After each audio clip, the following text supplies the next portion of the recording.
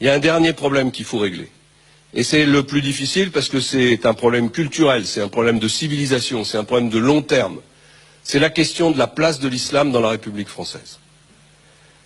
Je veux parler de la place de l'islam dans la République française parce que je ne veux plus faire comme tous les autres hommes politiques, et comme moi-même je l'ai fait pendant longtemps, je ne veux plus parler de communautarisme. Je ne veux plus vous dire qu'il faut lutter contre les communautarismes. Je l'ai dit comme tout le monde. Mais en réalité, il n'y a pas des communautarismes. Il n'y a pas de communautarisme catholique qui menace la République française.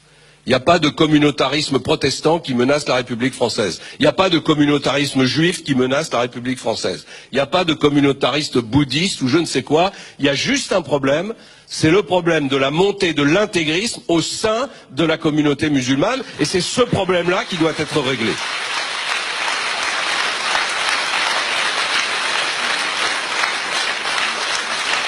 C'est très important. C'est très important d'aborder la question comme cela, parce que si on continue à l'aborder comme le font tous les autres, qu'est-ce qu'on va faire? On va durcir ce qu'on appelle les lois de la laïcité. Donc ça veut dire qu'on va réduire la liberté religieuse de millions de Français, de catholiques, de protestants, de juifs, etc., pour résoudre un problème qui ne les concerne pas, et qui ne concerne que les musulmans.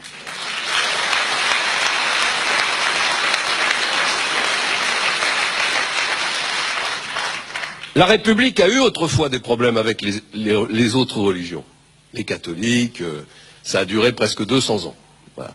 Quand je n'habite pas à Paris, j'habite dans une petite commune de la Sarthe qui s'appelle Solesmes, où il y a une grande abbaye. Et quand je vais rendre visite au père abbé, qui est un petit peu taquin, il me dit souvent « Ah, j'aime pas trop recevoir un responsable de l'État ». Parce que la dernière fois qu'il y en a un qui est venu nous voir, c'était en 1903 pour nous dire « Vous avez 24 heures pour quitter le territoire national ». Donc oui, ça a été violent. Et en disant aujourd'hui qu'on exige des musulmans qui respectent les lois de la République, on ne les stigmatise pas, on leur demande simplement de faire la même chose que ce qu'on a demandé aux autres religions depuis des siècles dans notre pays.